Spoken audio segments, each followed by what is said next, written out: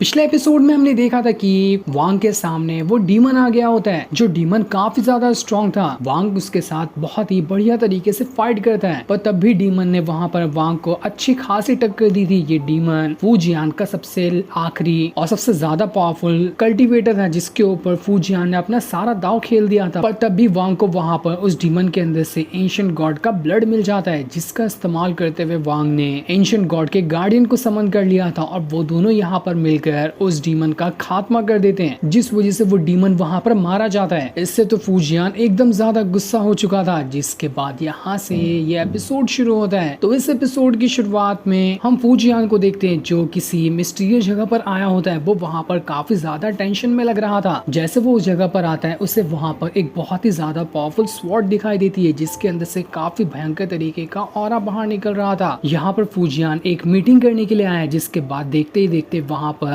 Tang family के जितने भी नेट से सोल लेवल के कल्टीवेटर जो थे, जो यहाँ पर टैंग फैमिली की जान है, वो लोग वहां पर आ जाते हैं, जो कि अब सिर्फ 4 के करीब ही बचे थे। बाकी सबको वांग ने मार दिया। उन सभी को फूजियान ने यहाँ पर बुलाया होता है, ताकि उन सबके साथ मिलकर प्लान बना सके कि आखिर वो लोग कैसे वांग को मारेंगे। वो चारों कल्टीवेटर जो होते हैं, वो फूजियान से कह रहे होते हैं, सीनियर, हम यहाँ पर टैंग फैमिली के लिए अपनी जान देने के लिए तैयार हैं, चाहे कुछ भी क्यों ना हो जाए। हम यहाँ पर वांग को नहीं छोड़ेंगे, चाहे हमारी जान क्यों न चली जाए। हम उससे फाइट करेंगे, हमें उससे डर नहीं लगता। पर हमें इस बात का भी ख्याल रखना चाहिए कि हमारे सेक्टर में बस हम ही कुछ लोग बचे हैं, जो अब यहाँ पर वांग के साथ फाइट कर सकते हैं। हमारे बाकी सारे कल्टीवेटर को वांग ने मार दिया, तो इसलिए हम पूरी तरह से कंफर्म होके नहीं कह सकते कि हम यहाँ पर अपनी जान भी क्यों न लगा दें, हम वांग को मार पाएंगे। पर तब भी हम यहाँ पर अपनी तरफ से पूरी कोशिश करेंगे। ये सुनकर फूजियान उनसे कह रहा होता है, मुझे पता है कि तुम लोग उसे नहीं मार पाओगे, और मैं तुम्हें ये करने कह भी नहीं रहा। तुम लोगों को वांग का बस कुछ देर के लिए ध्यान भटकाना है, और जैसे उसका ध्यान भटकेगा, उसके बाद मैं वांग की जान लूंगा। मैं वांग की जान अपने हाथों से लेना चाहता हूँ, ताकि कोई दूसरा उसे ना मार सके। बहुत हो गया इस वांग का, अब मैं इसे जिंदा नहीं छोड़ूंगा। ये सुनकर वो चारों कल्टीवेटर वहाँ पे कह रहे होते हैं, सीनियर, जैसी आपकी मर्जी, आपने जो कहा हम वो करने के लिए तैयार हैं। इसलिए वो चारों के चारों जो कल्टीवेटर होते हैं, वो वहाँ से चले जाते हैं। उनके जाने के बाद तो फूजियान ने वहाँ पर किसी तरह का फॉर्मेशन भी एक्टिवेट कर लिया था, जो कि काफी अजीब लग रहा होता है। वो उस फॉर्मेशन को एक्टिवेट करने के बाद वहीं पर बैठ जाता है, और वहाँ पर अपनी पावर का इस्तेमाल करते हुए उस फॉर्मेशन को और ज्यादा स्ट्रॉन्ग बनाने की कोशिश करते जा रहा था, जिस वजह से उस फॉर्मेशन के अंदर से पहले से भी काफी ज्यादा ऑरा बाहर निकल रहा होता है। अभी हमें ये तो नहीं बताया गया कि असल में ये फॉर्मेशन क्या चीज का है और ये किस तरह से उसके काम आएगा, लेकिन यहाँ पर फूजियान अपनी पूरी जान लगा रहा होता है उस फॉर्मेशन को काफी ज्यादा स्ट्रॉन्ग बनाने में। यानी कि ये फॉर्मेशन कुछ न कुछ तो पावरफुल फॉर्मेशन होगा ही। जिसके बाद उस फॉर्मेशन के अंदर से बहुत ही भयंकर तरीके की बिजली निकल कर वांग की तरफ जाने लगती है, जहाँ वांग काफी दूर खड़ा था और उसके पास अचानक से वही फॉर्मेशन की बिजली आ गई होती है। पर तब भी वांग एक ही हाथ से उस बिजली को वहां से उठाकर दूर फेंक देता है। जहां पर वो बिजली गिरी थी, वो जगह ही तबाह हो जाती है। इसके बाद अब देखते ही देखते वहां पर वो बचे हुए 4 कल्टीवेटर आ चुके थे, जिन सभी ने अपनी पावर का इस्तेमाल करते हुए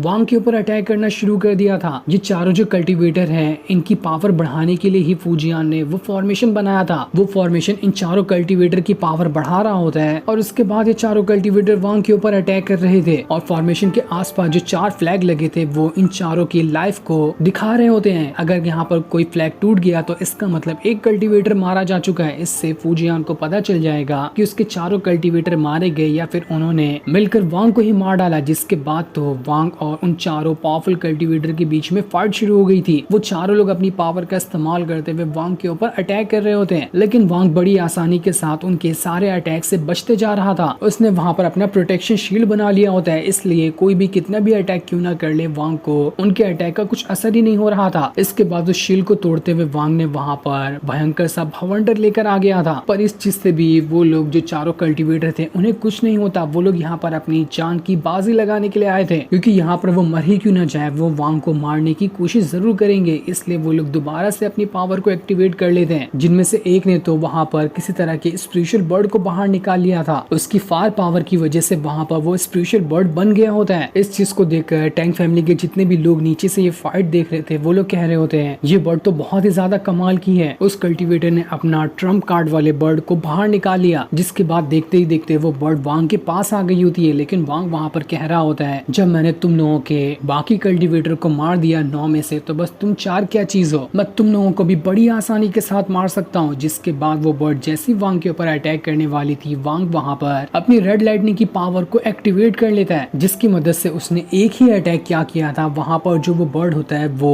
1 सेकंड के अंदर ही राख में बदलकर गायब हो जाता है। वो तो वांग तक पहुंच ही नहीं पाया था, तो उसके ऊपर अटैक करनी तो दूर की बात है। जैसे वो बर्ड वहां पर डिस्ट्रॉय हुआ था, वहां पर भयंकर सा तूफान आ जाता है, जिस वजह से आधी से ज्यादा टैंक फैमिली के जो घर वगैरह थे वो सब टूटने फूटने लगते हैं। सब कुछ वहां पर राख में बदल चुका था। इसके बाद वांग अपने रेड लाइटनिंग की पावर को और ज्यादा बढ़ा लेता है। इस चीज से तो वो चारों के चारों कल्टीवेटर की हालत खराब हो चुकी थी। वो लोग कह रहे होते ये क्या हो रहा है यहाँ पर, आखिर इस वांग की पावर अचानक से इतनी ज्यादा कैसे बढ़ गई, ये क्या कर रहा है। वो लोग फुजियान से कह रहे होते सीनियर हमें नहीं लगता कि हम यहाँ पर अब वांग को रोक पाएंगे। ये वांग इंसान नहीं बल्कि मॉन्स्टर है, इसकी पावर के सामने हमारी पावर कुछ नहीं है। वांग ने चारों के चारों उस कल्टीवेटर को अपनी रेड लाइटनिंग की पावर के अंदर फंसा दिया था। इस वजह से वो लोग वहां से 1% भी हिल नहीं पा रहे होते हैं। उसके बाद वांग सभी को धीरे धीरे करते हुए मार रहा होता है। बारी बारी करते हुए वांग ने रेड लाइटनिंग की पावर की वजह से एक कल्टीवेटर को अपने पास बुलाया था और उसके सर के ऊपर हाथ रखते हुए उसे पूरी तरह से वो डिस्ट्रॉय कर देता है। जिसके बाद तो उसने उसकी सोल को भी अपने पास रख लिया था। ऐसे ही करते हुए वो अगले कल्टीवेटर का नंबर लेकर आता है। चारों के चारों कल्टीवेटर को वो इसी तरह से मार रहा था। जैसे जैसे वो कल्टीवेटर वहां पे मर रहे होते, फुजियान का दिमाग बौखला रहा था कि आखिर ऐसा कैसे पॉसिबल है। इसने तो इतनी आसानी के साथ मेरे सारे के सारे जो बचे हुए 4 कल्टीवेटर थे इन लोगों को भी मार गिराया। वांग ने 1 सेकंड के अंदर 3 को तो मार दिया होता है। उसके बाद वो चौथे को भी मारकर सभी की सोल को आपस में मर्ज कर देता है, जिस वजह से चारों के चारों की सोल वहां पर गायब हो चुकी थी। इस चीज को देखकर टैंक फैमिली के जितने भी लोग थे वो सभी घबरा चुके थे कि यहाँ पर चारों कल्टीवेटर मारे गए तो हम भी नहीं बचेंगे, ये शैतान हमारे पास भी आकर हमें मार देगा। इसलिए वो सारे के सारे जो सिटी के अंदर लोग मौजूद थे वो वांग से डरकर वहां से भागना शुरू कर देते हैं कि कहीं वांग वहां पर आकर उन लोगों की भी जान न ले ले। सारे लोगों को ऐसे डरकर भागता हुआ देखकर एक जो डिसाइपल होता है वो वहां पर सभी डिसाइपल को मोटिवेट कर रहा होता है कि यही तुम्हें सिखाया गया था बचपन से, इतने सालों की ट्रेनिंग तुम्हें इसलिए दी गई थी ताकि तुम किसी पावरफुल बंदे को देखकर भाग जाओ। ऐसा कभी नहीं होने वाला, हम टैंक फैमिली के डिसाइपल है, यहाँ पर अपनी जान लगा देंगे लेकिन ऐसे डरकर कभी नहीं भागेंगे। जो भी यहाँ से भागेगा वो कायर कहलाने के लायक है, कभी भी वो दोबारा इस सेक्ट में ना दिखाई दे। जब तक मेरे अंदर जान बाकी है तब तक कि मैं इस सिटी को छोड़कर नहीं जाऊंगा और मैं इस वांग के साथ फाइट करने की कोशिश करूंगा। जिसे भी मेरे साथ आना है तो वो मेरे साथ आ जाए, वरना मैं अकेला ही काफी हूँ। जो सुनकर जितने भी डिसाइपल डर के मारे वहां से भाग रहे थे वो सभी रुक जाते हैं। उन्हें भी लग रहा था कि ये डिसाइपल सही कह रहा है, हम यहाँ पर डर कर कितना ही भाग लेंगे, जहाँ पर भी भागेंगे वहां पर वांग आकर जरूर हमें मार डालेगा। इससे सबसे पहले वो डिसाइपल अपनी पावर को एक्टिवेट करने लगता है ताकि वो वांग के ऊपर अटैक कर सके। उसी का देखा देखी सारे लोग मोटिवेट हो जाते हैं और जो भी लोग अब यहाँ पर वांग से डर कर भाग रहे थे वो लोग दोबारा से अपनी पावर को एक्टिवेट करने लगते हैं ताकि अगर यहाँ पर सारे लोग एक साथ हो जाए तो हो सकता है कि वो यहाँ पर वांग को मार सके। देखते ही देखते पूरी सिटी के डिसाइपल ने अपनी पावर को एक साथ एक्टिवेट कर लिया था। जो सभी अपनी पावर को एक्टिवेट करते हुए बहुत ही खतरनाक अटैक बनाकर वहां पर एक प्रोटेक्शन शील्ड बना देते हैं ताकि सबसे पहले जो यहाँ पर कमजोर लोग हैं या फिर बच्चे वगैरह हैं उन लोगों को वांग से बचाया जा सके। उसके बाद वो वांग के ऊपर अटैक करेंगे। वांग वहां पर कह रहा होता है तुम लोगों को क्या लगता है कि तुम यहाँ पर ये करके बहुत ही बड़ा बहादुरी का काम कर रहे हो, शायद तुम लोगों को पता नहीं कि मेरे पास कितनी पावर है, मैं इस छोटे मोटे फॉर्मेशन को चुटकियां बजाते हुए खत्म कर सकता हूँ। जिसके बाद तो वांग ने आगे बढ़ते हुए एक कदम ही क्या रखा था फॉर्मेशन के ऊपर कि वो प्रोटेक्शन शील्ड वाला फॉर्मेशन चकनाचूर हो जाता है। इतने सारे डिसाइपल की पावर भी वहां पर कुछ नहीं कर पाई थी, इसलिए वो लोग दोबारा से फॉर्मेशन में अपनी पावर को डालने लगते हैं, पर इससे भी कोई फायदा नहीं होता। वांग के हर एक कदम के साथ वो फॉर्मेशन चकनाचूर होते जा रहा था। जिस भी डिसाइपल ने अपनी पावर की वजह से फॉर्मेशन को